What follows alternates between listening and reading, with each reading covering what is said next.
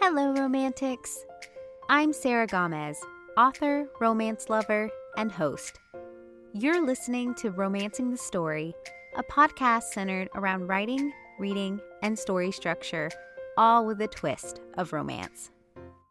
We're at episode 77, and on today's episode, I speak with director, producer, and CEO Tosca Musk about her process of taking a romance book and changing it into a movie for the fans, determining what role she takes in each production, and working incredibly close with authors to create a faithful adaptation.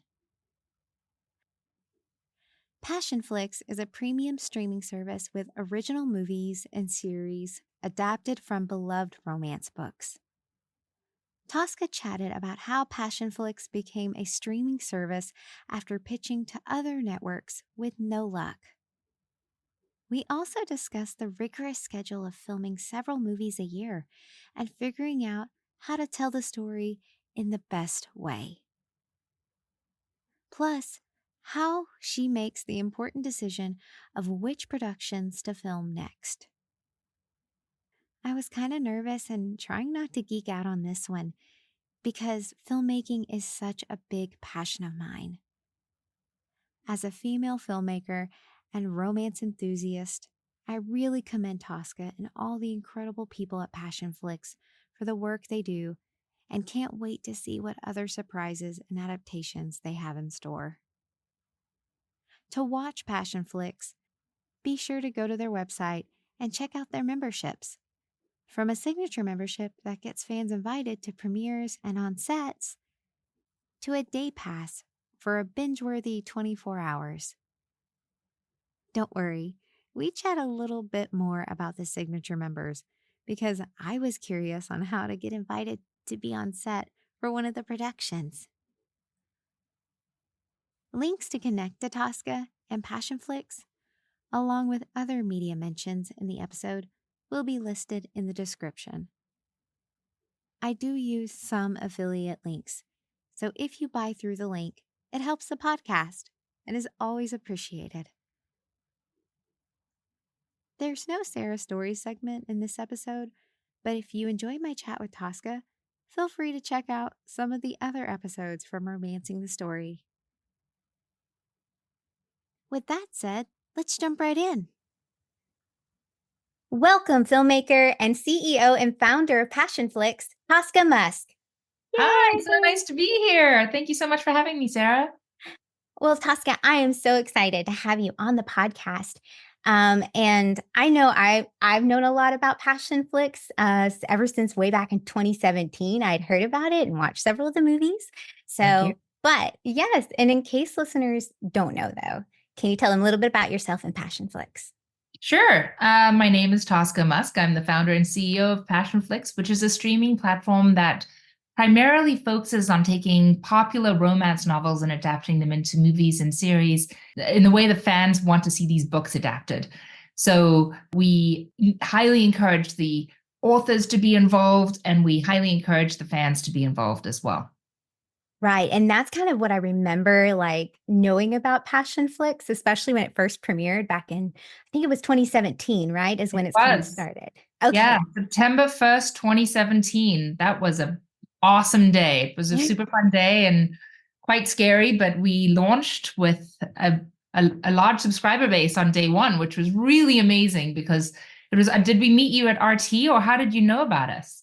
So one of my girlfriends, actually, my writing cohorts, one of the authors I know, she was so excited about hearing about this because she was just like, none of our favorite romance books ever get made into movies. It's so hard. And so she was super excited about the streaming service. We even watched Hollywood Dirt. I remember on a writing retreat. Yes. Brilliant. It was my first Passionflix movie. Oh. Yeah. So yes, we never forget our first. So no, never.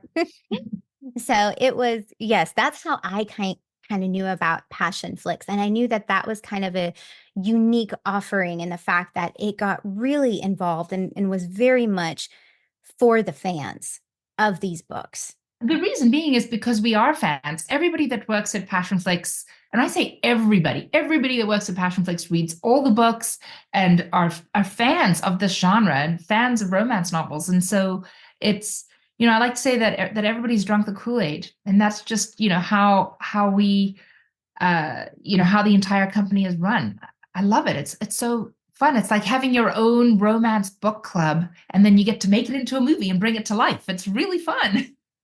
Yes, and that seems like the best part, to be honest. Like, it's just that it feels like you capture the spirit of the book, like what makes each book individually amazing in its own right. So that's kind of what, like, I feel like Passionflix has really done that, like, nobody else out there is doing at the moment. Thank you. Well, it's done with love, so I appreciate that. Yes. And actually, I remember when I had heard about it back in 2017, like I was saying, I knew you were a filmmaker, but I didn't know that you had kind of served as like a writer, producer, and director on other films, I don't think. And with all the different paths in filmmaking, what made you decide to start a romance geared streaming service like Passionflix? Well, as a writer director, as a female writer director, opportunities are actually quite limited out there in the industry. And so we had some scripts that we really liked, and we tried pitching them to different networks. We're like, okay, here's a romance. We want to pitch this to a network and see if they'll buy it. And they were always saying no. No, they don't want this. And we knew that these stories would sell because they're romance, and women love romance, men love romance, we all love romance. And as a romance fan, we just couldn't get anybody or any of the networks to buy into, paying to make these adaptations. And so we started our own streaming platform, because then we could be direct to consumer. And it was really, it just sort of fell into place. I mean, obviously we had to put it together as we put it together as a business plan, did the entire deck, became a tech company, and then went out and started raising money from investors in a very different way than you would raise money for a film. Because now we are not just making a film, we're making hundreds of films, hopefully, at the end of the day. But we're more a technology and distribution company. We had to sort of pivot the way our own minds work. And then once we were able to launch that, then I could, as a filmmaker, go right back into making films, because these are the films that I love to make. But really, I think the reason why Passionflix was created is because so many people said no to me. Well, well, thankfully you just went out and said, you know what, I'll just do it myself then. Exactly. Don't take no for an answer. I appreciate that. That's how things get done. So, yeah. But also I think too, I know there's a lot of resilience sometimes in Hollywood to make some of these romantic movies, especially because I know that they're like, you hear so many actors say like, yes, I'd love to be involved in a rom-com, or I'd love to be involved in one of those movies. And then it seems like we rarely get them anymore. So, and when they do come out, they're awesome. They're awesome. Yeah, most of the time they're awesome. Sometimes they're really not that awesome. But the earlier ones, I mean, those 80s and 90s rom-coms, I mean, those, I love those. You could turn those on anytime now and be like, this is awesome. I'm having a great watch.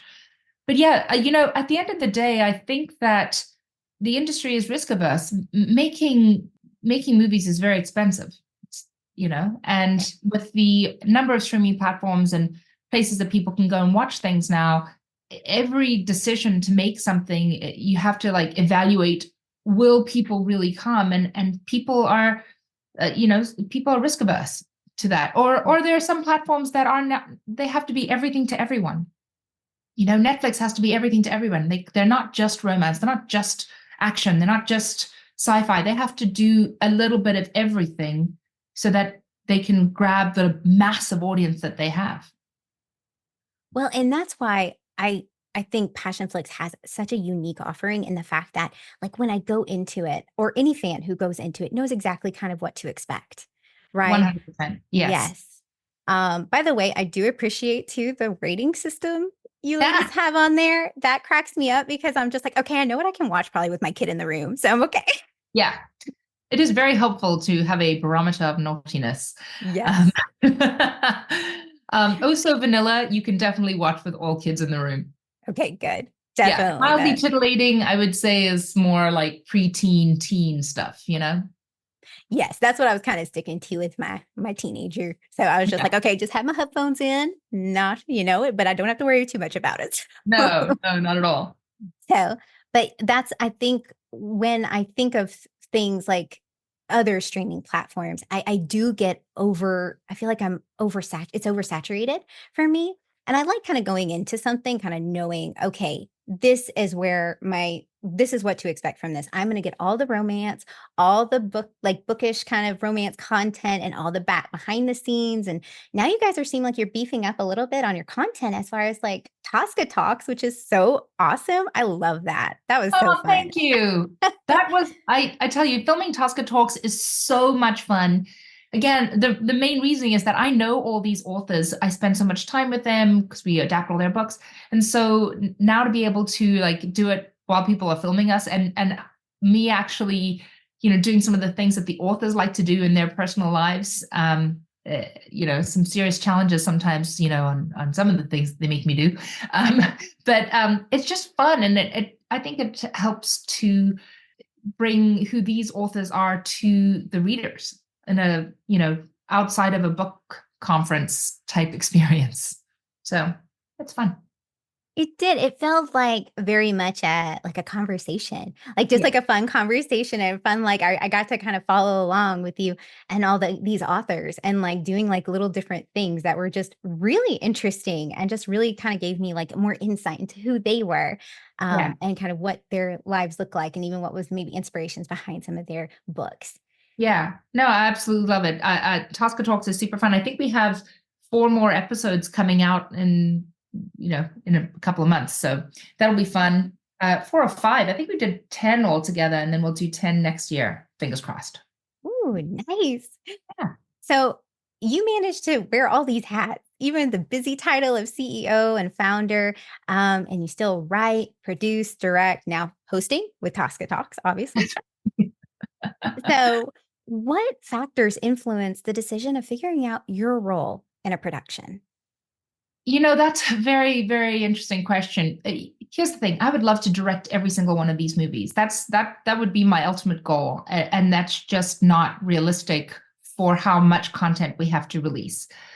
I think there are also some stories that there are other directors and filmmakers who are just real have a very beautiful hand in telling that kind of story, which I appreciate, and it sort of changes my perspective on the story as well. So, for example, The Air He Breathes, that's coming out August 22nd, was directed by Rachel Annette Helson, and she has this really beautiful tenderness about, on how she directs. So, in a situation like that, my job, because I love that book. It resonates so much with me. I will make sure that the script is wonderful and that the author loves that script. And then what I will do is I will go and find the director who will be able to tell that story with the delicate hand that it needs. And then I will help cast the main roles of the movie. And then I basically let it go. And I put it into the hands of that director, watching the dailies, touching base if they have any questions, for sure. But I try not to interrupt their creative process because I trust that they will create something really beautiful based on all the conversations that we've gone through, based on the 1 year of talking to her prior to actually coming on board and making this picture. So it's really important that, in that role, I'm an executive producer and I'm making sure that everything is told the best way it can be told. So that's how I decided on that role. But then I have the Black Dagger Brotherhood that we're filming towards the end of this year. It's a huge project for Passionflix. It's a very big undertaking. It's a lot of action. It's very different. I'm obsessed with vampire series, and I love J.R. Ward. I mean, I love all of these books. So don't get me wrong. It's not about which author. It's just, I'm obsessed with vampire stories, and I always have been. I think it's the world of Twilight and Vampire Diaries and all those. So I'm directing that entire series, but I also developed the entire series for episodic, and I co-wrote the pilot. So I spent so much time working on that, and so we're actually, the whole company is going to be focused on making that one because it's such a big series for us, and we're putting so much behind it, and there's a lot of risk for us. So I guess in that sort of situation, I'm doing every hat while also running the company. So I'll also be producing that. But yeah, I mean, it's just, it really comes down to what am I able to do realistically, and what will best serve that story or that book? Who is the best person to tell that story? And sometimes it's not me, and sometimes it's another director, and sometimes it is me. So that's it's actually the most I guess in a way humbling, but at the same time scary part of my job is, again, I want to direct them all. I'm not the best person for all of them. There are other directors that are better at telling that particular story. I'm great at telling these stories. They're great at telling those stories. And so just being able to see that and understand that when it comes to different projects is, that's the biggest learning curve that I've had on this one, on making, on Passionflix. That was a long roundabout answer. No, but that's incredible though, because I think that is important. You got to understand, when to, like we do in writing, kill your darlings, right? Like we want to have them all, but we may not be able to. But at least it sounds like you delegate accordingly, someone who can tell that story. And you work, it sounds like, way ahead of time, like pre-production, before you even get on set, so that you kind of know what to expect. Yeah, well, so we try and write the scripts as soon as possible. So we have the scripts lined up in a very good place, as much as a year earlier. Sometimes it's 3 months beforehand, but it can be as much as a year earlier, because we don't know what's going to happen. There could be a strike, there could be COVID, there could be all the different things that could happen that could shut you down. But we try to have everything lined up and ready to go. And then as soon as we have them lined up and I know where the script status is and the author's read them, they're happy, we've read them, we're happy, we're in a good space, then we'll start looking, okay, which director do we want to attach this? Is this something that I'm directing, or is this something that we're going to find somebody for? And do I have a director in mind for that particular story? Who do I think is going to get along with the author? Because they're going to spend a lot of time with the author as well. And so, and then we start I'll reach out to different directors and the author as well. And then we'll slowly start putting together. And then that director will read the script and will have their own notes to it. But they have read the book and they compare things and they're like, I feel like this is missing and we can add this and we can adjust this. And so it's really helpful to have everybody collaborate. And so that takes time. I love, though, that you're facilitating your own little meet cute between the author and the director. Yeah. They got to know each other. They got to like each other. They got to pair. And by the way, it's actually like setting up a really important blind date where you're like, these guys are going to get married. And so I'm going to delicately introduce them. So I'm like telling the director, this is the author, this is what's going to happen. Once we get to a certain level in our relationship, I'm going to introduce you to the author. And then I'm doing the same to the author. I was like, we're shepherding this whole thing. I'm making sure that the director is really on board and making sure that you'll be happy with the director. And then once that happens, I'm going to connect you two and you guys can start talking. Well, yeah, because that is a lot of trust to give over to somebody, to say like, okay, here's my characters. And this person's like, well, I'll take very good care of your characters and your world, I promise. Yeah. We do. You have to go through with the writers and the directors and the actors as well with Passionflix movies. I meet them all and we talk about how important it is to represent this book, because it's very hard, I think, for a lot of filmmakers, actors, and any level of filmmaking to adapt a book faithfully, because you're constantly wanting to change something. What if I change this line? What if I change this character to be like this? And every single time I have to have a conversation with everybody involved and say, this is the book. This is what we're making. We are making this book. We're not making your version of this book or your opinion of your book or what you think this book could be or should be. We are making this book. And if you want to make this book with me, you can make this book with me. But if you don't, and you want to make your own thing, that's totally great too. Off you go make your own thing. But for Passionflix, you're making this book. Well, and that's, I think, what is so key to part of Passionflix is you and your team put so much love and care into bringing our favorite love stories to a life in a faithful adaptation. I swear, yes, I swear Gabriel's Inferno was like straight from the pages, like exactly how I imagined, like really. And it seems many of the authors get involved, kind of like you were mentioning, in these adaptations at some stage of production. So how much do you and the authors work together to authentically translate the book to screen?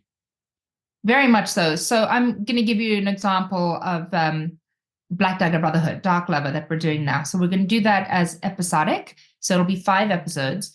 And the script goes through a very, very long, dense process. So the writer writes it, I go through it, I do a rewrite, we go notes back and forth. So then we do probably 4 drafts between us before I send it to J.R. Ward. I send it to the author. She reads it, gives her initial feedback of, it's great. Most of the time it's been great, which is really good. I like that. And then, but at the same time, then she has a researcher and she'll go through it. And because she has such an intense series, so she'll have a researcher to go through it and just make sure that everything matches. She's helping me with writing, I don't know if you know the Black Dagger Brotherhood, but they speak in the ancient language. And I was like, what are they saying? And what is this ancient language? And so J.R. Ward's helping me write what they would say and then helping me create the ancient language so we have to create a new language. So she's helping me create that language and she's helping me write what those actors or characters would say.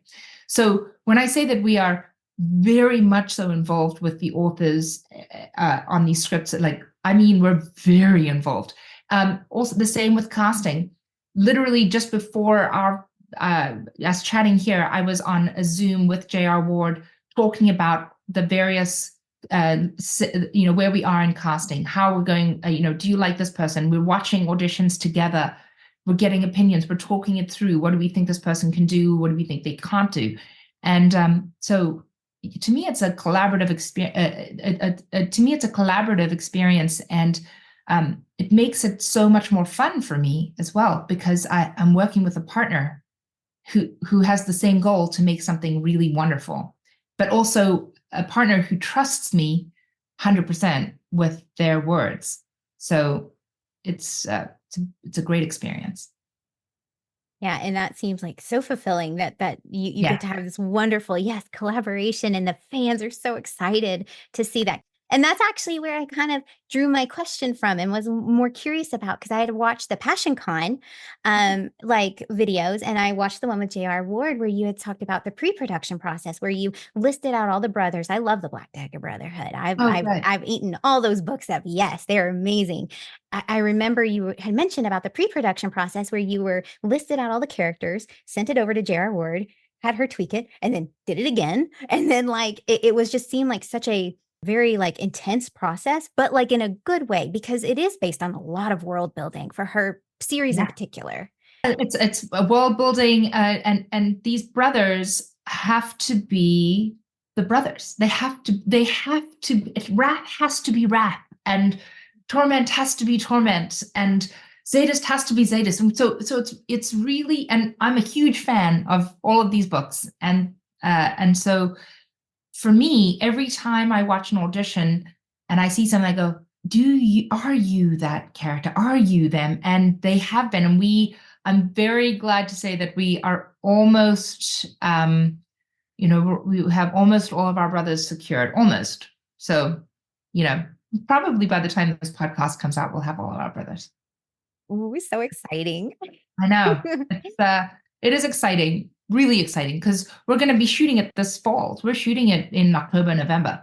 Oh, yeah. That's quick. Like right around the corner. Oh my gosh, yes, it is here, girl. It is almost here. I know. So, as 2 different mediums, films and books are never going to be quite the same. Trying to squish a 300-page book into a movie does have challenges. That's why I'm so glad the Black Dagger Brotherhood, you're kind of breaking up into bigger episodes, because I was like, I don't want it to be an 1.5-hour movie. I feel like there's more to that. Yeah, no, it's going to be probably closer to 5 hours altogether. Gotcha. And Yeah. that seems perfect. So like, Yeah. how do you decide which scenes and parts of the story are included and which aren't, or is that more of the author? No, it's not necessarily, well, actually, if we write the script and we send it to the author and the author says, hey, we're missing something here, we need to put it back in, then that's 100% we'll put that back in because it's something that the fans really love. And so we need them to tell us that, because sometimes we'll miss that because we were trying so hard to fit the main, plot or whatever it is, that you forget that there's this cute little scene that happens that that became a fan favorite. So we need that. It's very hard. You look at a book and you adapt it. Now, fortunately for Black Dagger Brotherhood, we are doing 5 hours, and it's a very long book, but we're able to fit quite a bit in there, which is great. But there are some times when you have to go, okay, well, maybe the subplot, which doesn't move things along that much, and we're not going to see in the next book, maybe we don't need to be on it for too long, or maybe we can just hint about it and move on. And for the most part, people aren't they forget about it. They don't know they don't remember that section because it didn't necessarily move the plot along. But it is painful, and we sit there and we wish that we could put everything in. And eventually, as we continue to grow and more people subscribe, we'll just start making all of these books as series, because then we can, have all of the information in there. Perfect. So when you think too about the readers getting involved, do you ever ask or try to listen to the readers? I feel like Passionflix does that. You guys really listen to the readers and like what they want in that particular series and or movie. So 100%. Absolutely. We listen to the readers constantly. We're constantly paying attention to the feedback of all the readers. And we try and accommodate as much as we possibly can. Obviously, there's some things that we're just not going to be able to do. We can't make George Clooney younger and be in our movies. We can't, Chris Hemsworth is not available for us. Also, he's not 26. So it's like, certain things that we're just not able to do. But for the most part, certainly when it comes to scenes and clips from the specific moments from books, we make a big effort to keep them in there. And we'll actually, even on set, like if it's not in the script, and we'll be on set sometimes, and the actors read the books as well, and the directors read the books, and we'll sort of read the scenes before we arrive on set, and we go, okay, so we've read the script, and now I've also read the book, so I know what's going on. And sometimes we'll arrive and go, you know what, the book has a little bit more information in it than the script does. Can we add that back in? And then we do. We'll just add it back in on the day. And then because Passionflix is not obligated to a certain length in a movie, so our movies can be 85 minutes, they can be 125 minutes. There's nothing that says it has to be this time frame, because we're not selling it to a network and we're not trying to fit it in between commercials. We have the ability to add some lines. It's impossible to add days of shooting because that just doesn't make sense, but we can add a scene here and there as long as it fits in the storyline overall. Does every pre-production or pre-production process, is that kind of unique to itself with every book? Every pre-production, I mean, I guess it's unique in the fact that different people are on board, different actors and different directors, but no, we go through the same process with every single one of our movies. So whether it be, firstly, everyone at Passionflix has to read it, and everybody at Passionflix likes it. So that's the first thing. And then, we go through the script, we go through that with the author, we start casting, we go through that with the author, we cast, we start, official prep, and then we shoot the movie and release it. So it's pretty much I don't like to use the word machine, but it is kind of a well-oiled machine to a certain degree, in that we know what works.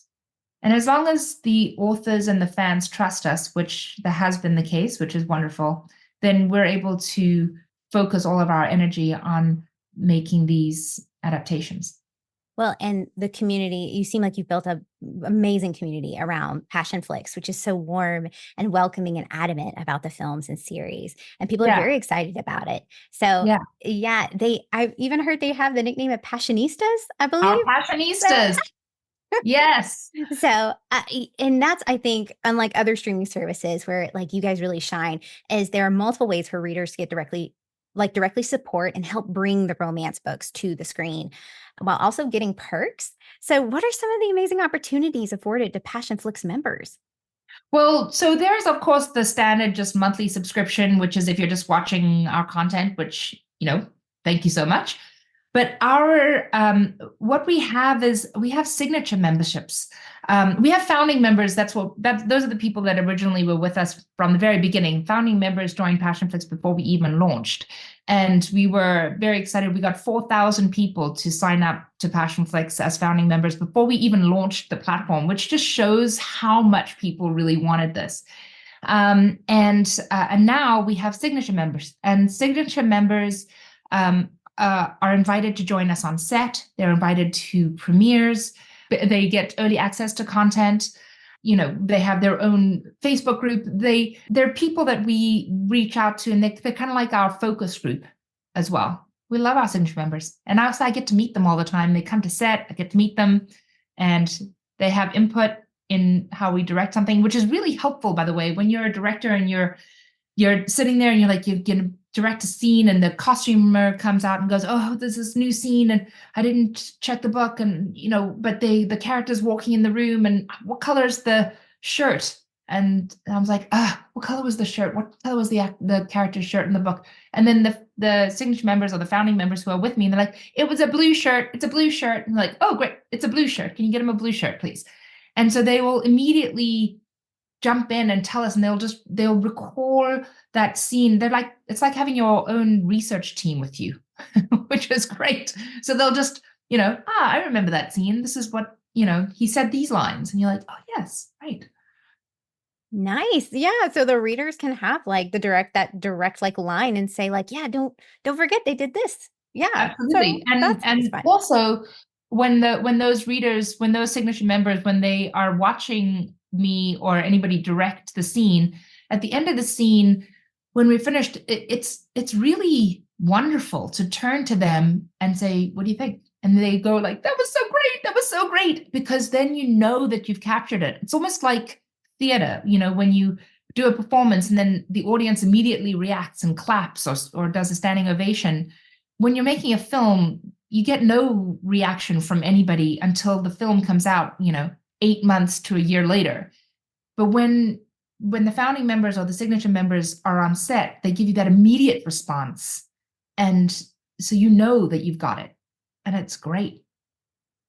Oh yeah, that must be a great feeling, especially if you're like have the readers like, "Yes, that's right. That's exactly right." And then because you're not sure how it played, like you said, sometimes you're not sure how it played on set versus like when it comes out. So Yeah. that's amazing to have that kind of immediate feedback, especially from the people who are such big fans and the ones who really, really love this content. Yeah. So as someone who's helped executive produce a film for a friend, I know a lot of time and effort and money go into making films and series the absolute best they can be and tell the story like it needs to be told. So, given that Passionflix is smaller and a little more intimate than other streaming services, how many films or series are typically released per year? We typically release around 6 films a year, 6 films and series a year. I'd like to get it up to 12, and so that's the goal. So ideally, we'd be able to release a new something every month, but that there are 2 things that are stopping that. One, it costs a lot of money to do that, and so that's harder. But 2, we want to make sure that every movie or series that we're putting out there is great. So we don't want to rush to get something out just for the purpose of getting something out. We want to make sure that we're all very happy with it. And I constantly will sit and I'll watch something and go, "That was good. I think it can be better." So we'll just push the release date and we'll just take the time to make it better. Like the sound can be better, the music can be better, whatever it is in post-production. But ultimately, yeah. So right now we're on 6 a year and the goal is 12. That is a well-oiled machine. Yeah. If you have like six a year now currently, and then hoping maybe eventually to build up to 12.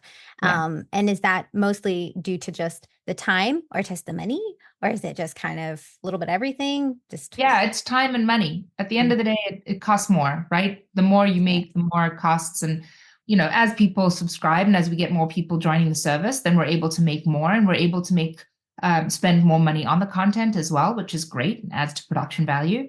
But at the end of the day, yeah, it's time and money. Well, then I will have to let my subscribers all know that, hey, we want the Black Dagger Brotherhood quicker, guys. Yeah. Well, right now, I mean, my goal is to make the Black Dagger Brotherhood a season a year. And that would be the ideal, but it's scheduled to be more like even like 15 months or even 18 months, because it really does take a long time to get everything back up and running again. So, but yes, I would love all of the Black Dagger Brotherhood fans to subscribe, watch, and love this series so that we're able to do season 2 sooner. There you go. That sounds amazing. And when looking at the process of Passionflix films, once you finish the post-production and the film has premiered, do you guys go, yes, we did it, now on to the next one? Yes, pretty much. Oh my gosh. Yeah, we literally go, what? Oh, we just made a movie every single time. It's actually funny. Margie, who's our head of creative post-production, she's been with me from the beginning of Passionflix. When we finished The Air He Breathes, I was like, oh, okay, great. And I was about to leave, and Margie's like, no, we're going to go and celebrate now because we just finished a movie and it's really hard to make a movie. And I was like, oh, great, yes.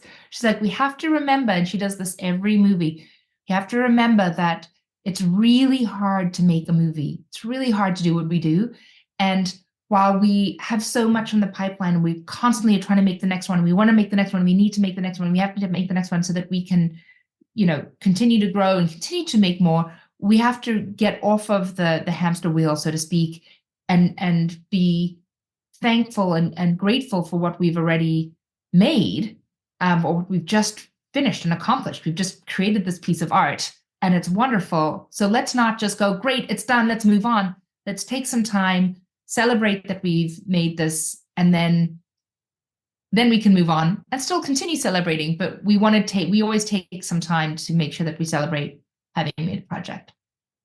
Oh, yes, because that is so important. That's a lot of creative effort to put in months, even a year, a whole year ahead of time. Yeah, to really put into this film, and then just to premiere it and then say, yes, we did it, and really just kind of soak that in and just really take that, like, yes, I did this thing. It was amazing. Yeah. So actually when we actually do premieres, like we'll do the premiere for The Air He Breathes in Los Angeles. And I think the premiere has already happened. And the signature members and founding members get to come to those premieres. We invite them to the premiere. They meet the actors and the authors and get all their books signed and lots of pictures, and they get to be on the red carpet. And it's a very exciting event. So we really do try to celebrate those big, those movies. We try hard to celebrate those movies. And then the next day we go back to work. Okay. Do you and your team ever like have like a way to recharge before you go into the next film? Or do you like ever have like anything like, okay, I'm gonna take a minute, I'm gonna take a nice long bath and then just put on some headphones for a little bit, and then I'm back to work the next day? Well, I mean, I don't know how the rest of the team does it. We tend to have we're a very small team, so we tend to have lunches every now and then together. But the way that I recharge for the most part is I listen to audibles and I do a puzzle. So I'll listen to From Blood and Ash, which of course I love, and then I'll do a puzzle while I'm listening to that. So that's what I do. When I'm shooting, I tend to have massages almost every week. Just try and, meditate, keep your blood pressure down. Yes, because these I'm sure can get tense, and like trying to work creatively all day, every day for a long time. And it's very long hours. So it's at minimum it's 13 hours a day for me and most actors. So it's 13 hours of intense work, not including driving to and from work, right? So wherever that is, if you're driving an hour or whatever it is. So it's 13 hours a day. And so you're not sleeping too well. And you're working those 13 hours, then you're coming back and you're prepping for the next day and then you're like, I've got to also decompress, and I've got to chill, and then I've got to sleep, and then I've got to shower, and I've got to change, and I've got to look after my kids, and then I've got to go back to work. Yeah. You got to do all the other things too. I understand that. Sometimes you still got to be a mom. You still got to, be there for other things. And like, oh my gosh, I still got to worry about school and appointments. So it's just like parent-teacher conferences. Those things happen. Gosh. But I think that's where I think it's important that I like that you have at least delegated other things to other people. So absolutely. And I have great trust in everybody that works at Passionflix. I mean, we're a really amazing family of creatives, and I'm very happy to have everybody on this team.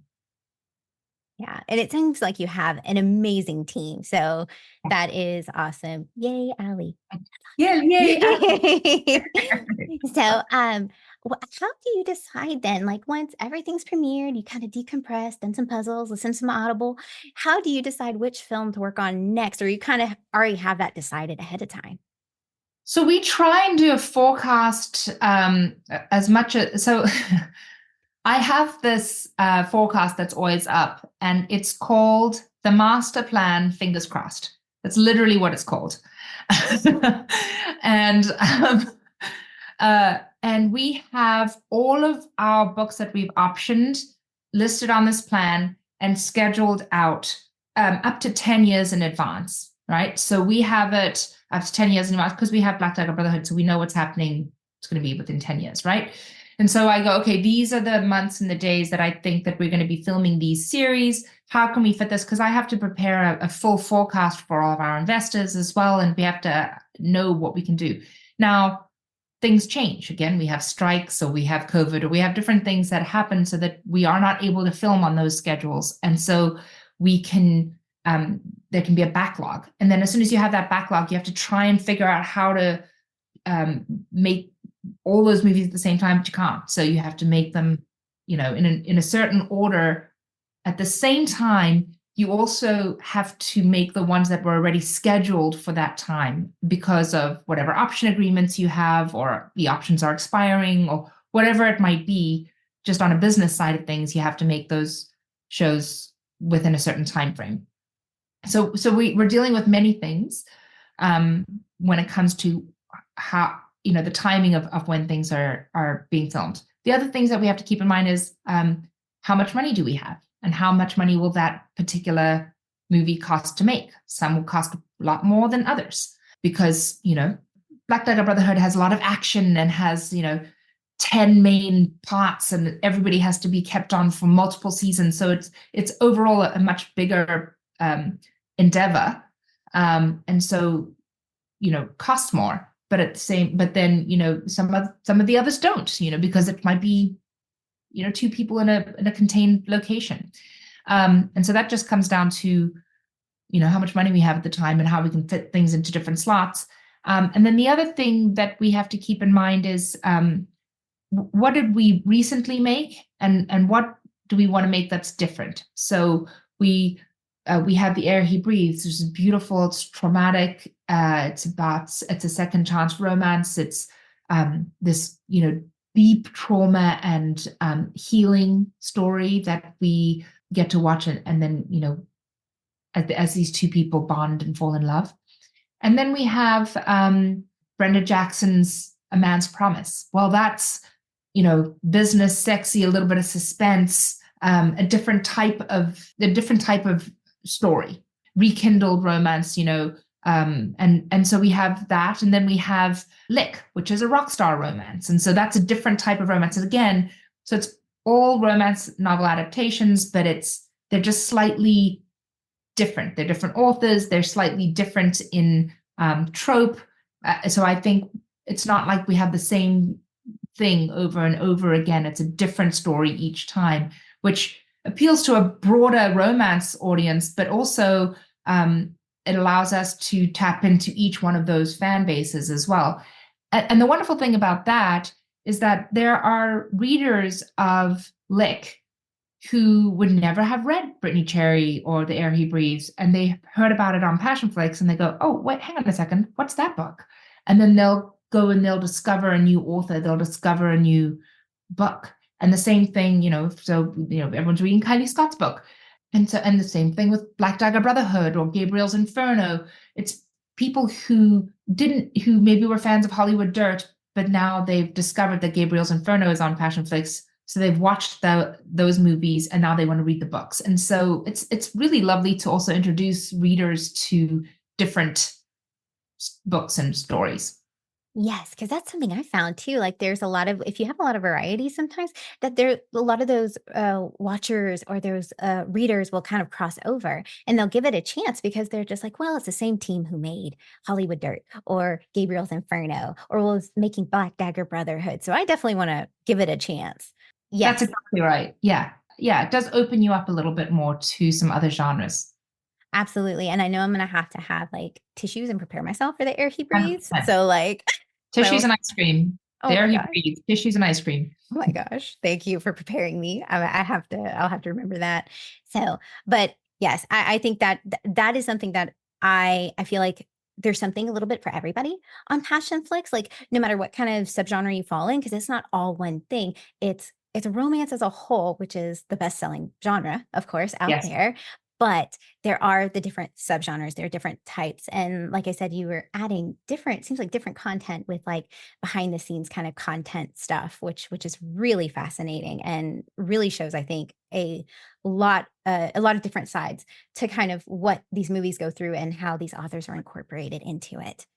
So we've talked all about these amazing films and all the love and care you and your team bring to the romance genre in making these films.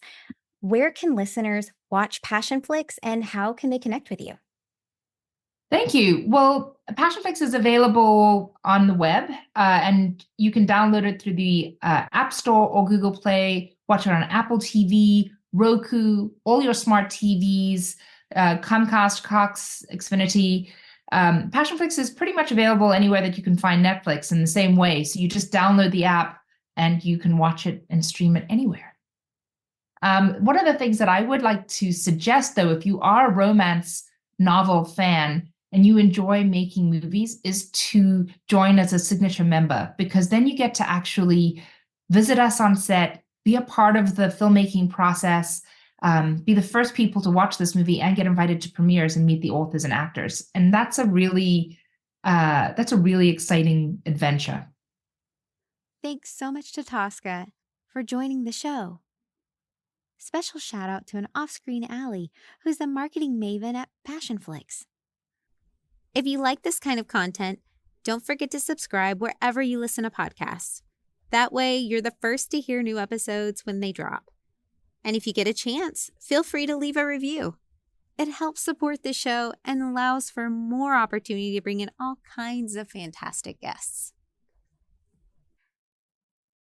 As always, stay safe, be well, and keep writing.